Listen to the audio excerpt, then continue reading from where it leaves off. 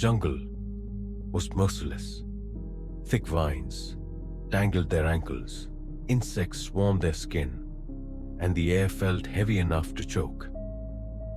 Daniel, Sarah, Chris, and Lily had been hiking for hours longer than planned. By the time the sun began to sink, painting the sky with bruised purple, they realized something chilling. They were lost. The map didn't match the terrain anymore. The trail markers were gone. And worse, every direction looked the same. "We're gonna have to set up camp," Daniel muttered, dropping his pack heavily. But Lily pointed through the trees. "Wait, do you see that?" At first, they thought it was just shadows, but then the outline sharpened. A building, a cabin, deep in the jungle, its roof sagging, its wooden walls gray and rotten. "No way," Chris whispered. "Out here? That shouldn't even exist," but there it was. A cabin in the middle of nowhere. And as night fell, it was their only option. The door creaked open with a groan that made their stomachs twist. Inside, the air was stale.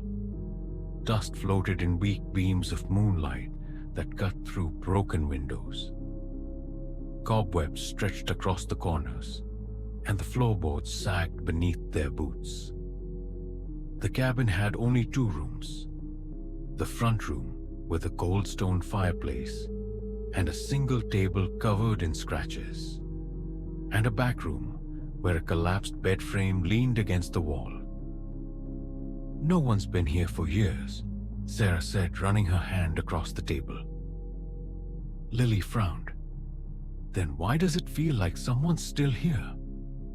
They tried to laugh it off, built a fire in the hearth, ate quietly, but the silence pressed in thick and heavy, broken only by the occasional snap of wood. And then, as they began to drift into uneasy sleep, Chris froze. "Did you hear that?"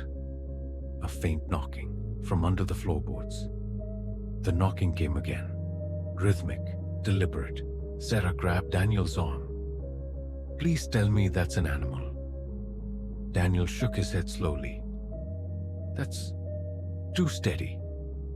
Chris grabbed his flashlight and shone it at the floor. The knocking stopped. Silence. They sat frozen for what felt like hours, listening to their own heartbeats. Finally, Daniel forced a nervous laugh. "We're exhausted. It's just our nerves." But Lily didn't sleep. She kept staring at the cracks between the boards, certain she saw something move in the shadows beneath. When morning came, sunlight filtered through the windows. Relief washed over them, but then Sarah gasped. The cabin was gone. They were sitting on the forest floor. No walls, no roof, no fireplace, just ashes where their fire had burned. The group panicked. They argued, blamed each other, tried to retrace their steps. By dusk, they were more lost than before.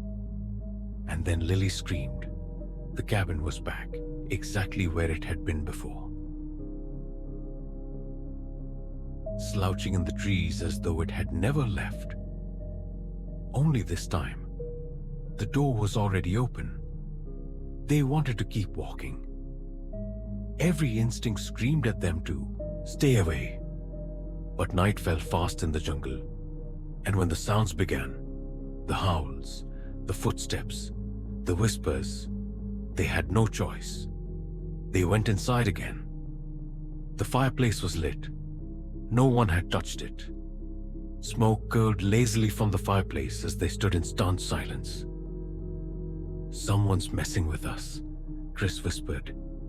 "But who? How?" Then Lily saw it.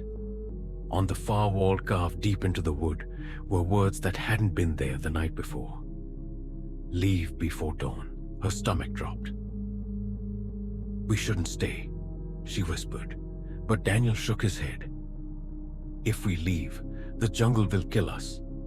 "We stay until morning." The others reluctantly agreed, but when morning came, once again, the cabin vanished. And this time, they weren't sitting inside it. They were standing miles away, in another part of the jungle entirely. By the third night, paranoia consumed them. They walked in circles, each time ending up at the cabin as if the forest bent itself around them. And each time it appeared, the cabin was slightly different. The scratches on the table were deeper, the walls darker, the air thicker with rot. That night, as the fire flickered, Lily saw something in the corner. A figure, tall, thin, motionless.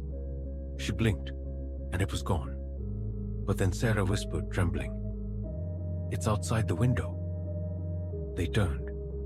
A face stared in from the darkness, pale, expressionless.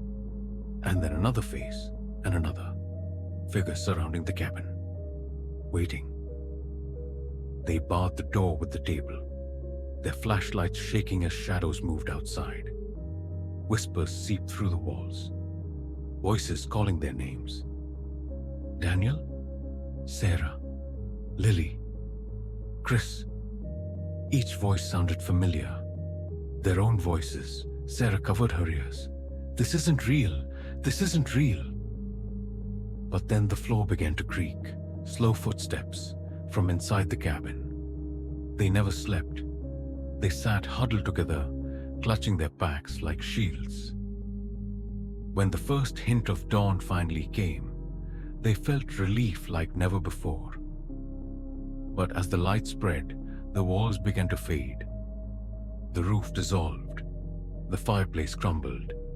The cabin was vanishing again. Only this time, the figures didn't vanish with it.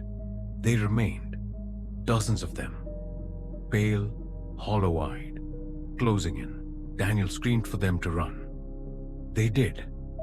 Branches whipped their faces, roots clawed their ankles, but they didn't stop until their lungs burned. When they finally looked back, the cabin stood behind them again, closer than before. Waiting, days blurred, they walked, they ran, they tried everything to escape, but the jungle always led them back. Each time the cabin appeared, it was worse. The carvings covered every wall.